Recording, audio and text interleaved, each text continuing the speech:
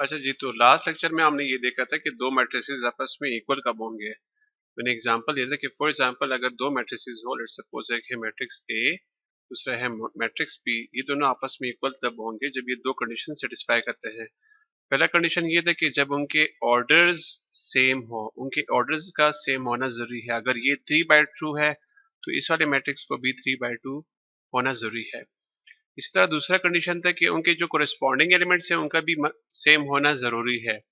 Corresponding elements का मतलब ये है, जिससे हमने एग्जांपल दिया था कि मैट्रिक्स ए और बी को अगर हम देखेंगे तो यहाँ पे लेट सपोज इसकी जो रोटेशन है, लेट सपोज A11 पे जो एलिमेंट पड़ा हुआ है यहाँ पे भी वही एलिमेंट होना चाहिए। यहाँ पे A22 पे जो एलिमेंट पड़ा हुआ है इस मैट्रिक्स में भी उसी जगह पे, उसी पोजीशन पे वही या ये दोनों जो मैट्रिसेस, ये जो दोनों जो एंट्रीज है इनका आपस में सेम होना जरूरी है। फॉर एग्जांपल यहाँ पे 7 है तो इधर भी 7 होना चाहिए, यहाँ पे 3 है तो यहाँ पे भी 3 का होना जरूरी है। यहाँ पे अगर 3 - 1 2 है तो यहाँ पे भी 2 का होना जरूरी है। यहाँ पे 9 है तो इधर भी 9 होना जरूरी है। ठीक है। अ, अच्छा, तो अब इसका जो एक प्रॉपर डेफिनेशन है वो क्या होगा। डेफिनेशन, इसकी जो प्रॉपर डेफिनेशन है, मैथमेटिकल डेफिनेशन, वो लिखते हैं जरा। हम लिखेंगे डेफिनेशन, हम लिखेंगे two matrices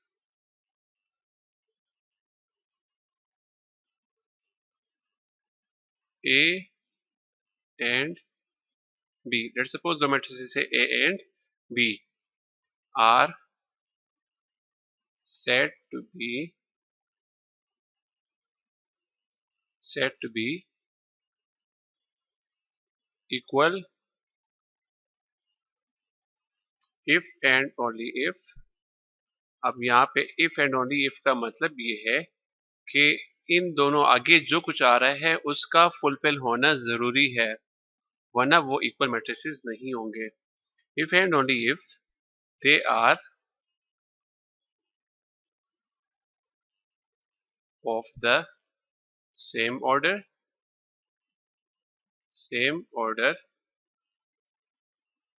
and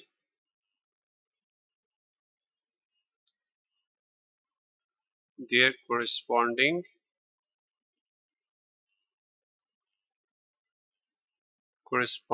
elements are equal, are equal। Again वही दो कंडीशन है, एक ये है इनका कि इनका जो ऑर्डर है, they must have same order. दूसरा क्या कंडीशन है, क्योंकि जो कोरिस्पॉन्डिंग एलिमेंट्स है they must also be equal. ठीक है, परफेक्ट। अब हम आते हैं क्वेश्चन नंबर 4 पे, एक्सरसाइज नंबर 1.1 के क्वेश्चन नंबर 4 पे, जो कह रहे हैं कि which of the following are equal matrices. अब इसमें से इन्होंने डिफरेंट मैट्रिसेस दिए हुए हैं, मैट्रिक्स ए टू जे, जिसमें हमने ये बताना है कि कौन कौन से मैट्रिसेस जो है वो आपस में इक्वल है। अब अगर हम फॉर एग्जांपल यहाँ पे देख ले तो वही दो कंडीशन हमने अपने जहन में रखने होंगे।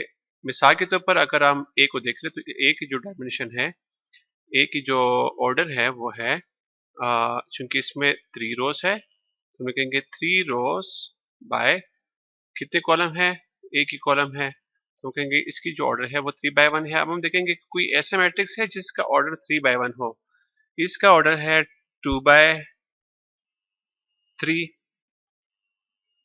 इसका ऑर्डर है 3/2, इसका ऑर्डर है 3/3,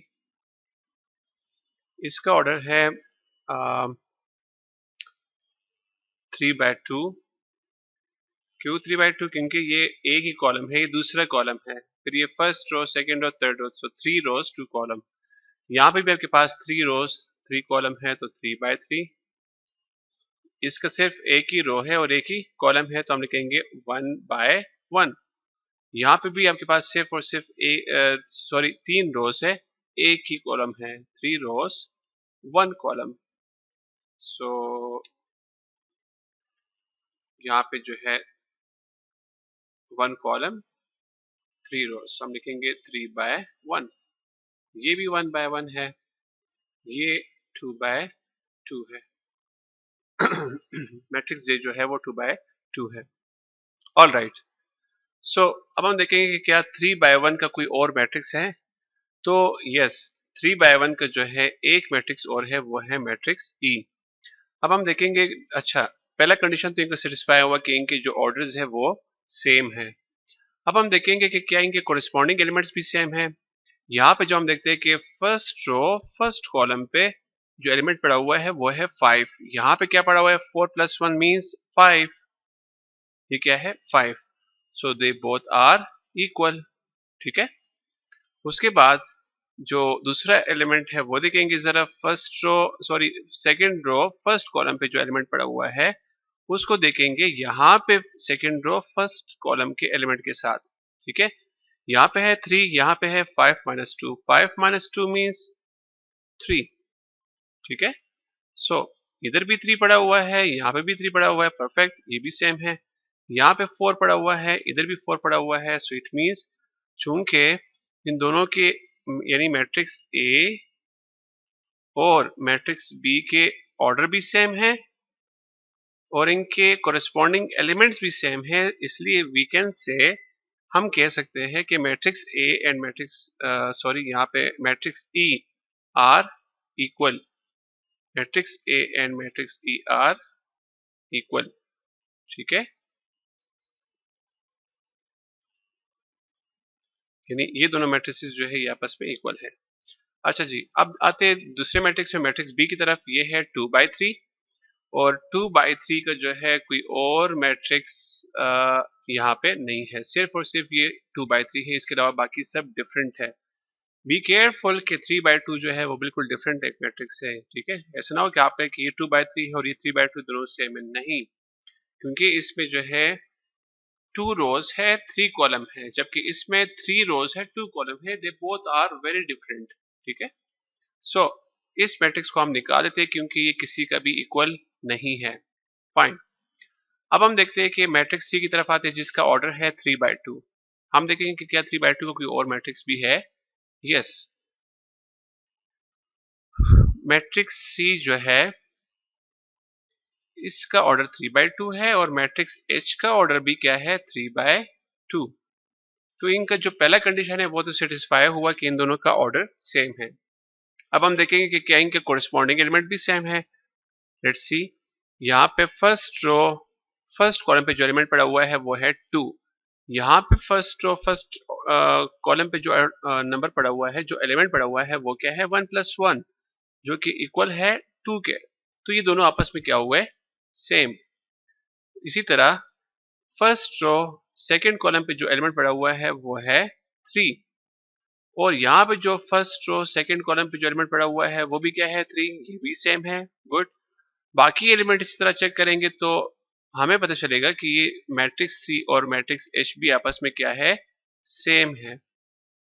हम लिखेंगे कि जस्ट ए मिनट, हम लिखेंगे कि matrix C and H are also equal. क्यों? क्योंकि इन दोनों के कोरिस्पॉन्डिंग एलिमेंट भी सेम है प्लस इनके जो ऑर्डर्स है वो भी सेम है। परफेक्ट। नेक्स्ट, इसका काम भी हो गया। अब आते हैं भी इस पे मैट्रिक्स डी पे। मैट्रिक्स डी का जो ऑर्डर है वो है 3/3। ठीक है। क्या 3/3 का कोई और मैट्रिक्स भी है? यस, मैट्रिक्स जी है। मैट्रिक्स जी का जो ऑर्डर है वो भी क्या है, 3/3। सो अब हम देखेंगे, ठीक है भाई, इनके जो ऑर्डर्स है वो तो सेम है, तो क्या इनके जो कोरिस्पॉन्डिंग एलिमेंट है वो भी सेम है? Let's see. यहाँ पे फर्स्ट रो फर्स्ट कॉलम पे जो एलिमेंट पड़ा हुआ है वो है 7। यहाँ पे जो फर्स्ट रो फर्स्ट कॉलम पे जो एलिमेंट पड़ा हुआ है वो है 6 + 1, जो कि इक्वल है 7 के। So it means they both are equal. उसके अलावा यहाँ पे जो है 2 पड़ा हुआ है फर्स्ट रो सेकंड कॉलम पे, यहाँ पे फर्स्ट रो सेकंड कॉलम में पड़ा हुआ है 2। परफेक्ट, ये भी सेम है। 10 - 1 इज 9, यहाँ पे भी क्या पड़ा हुआ है, 9। सो ये दोनों भी आपस में क्या हुए, सेम हुए। तो हम कहेंगे कि matrix D and matrix G are also equal. Matrix D matrix D and matrix G are also equal. ठीक है। इसके अलावा हम अगर कहीं पे देख ले तो इसके अलावा कोई और दो ऐसे मैट्रिसेस नहीं है जो कि आपस में इक्वल हो। मिसाल के तौर पर एफ को अगर हम देख ले तो एफ जो है वो 1 बाय 1 है और एफ के अलावा सिर्फ आई जो है वो 1 बाय 1 है, लेकिन उनके कोरिस्पॉन्डिंग एलिमेंट्स इक्वल नहीं है। यहाँ पे हमारे पास जो कोरिस्पॉन्डिंग एलिमेंट है वो है 7, जबकि यहाँ पे ए लिखा हुआ है। ठीक है, फर्स्ट कॉलम पे 7 पड़ा हुआ है मैट्रिक्स एफ में, और मैट्रिक्स आई में जो है फर्स्ट कॉलम पे ए पड़ा हुआ है, जो कि इक्वल नहीं है। So they are not equal. F and I are not equal. ठीक है, इसी तरह अगर हम जे को देख ले तो मैट्रिक्स जे जो है वो 2 बाई 2 है इसके, और ये जो बाकी मैट्रिसेस है उसमें कोई भी 2 बाई 2 नहीं है, तो इसलिए इसका भी कोई इक्वल मैट्रिक्स नहीं है।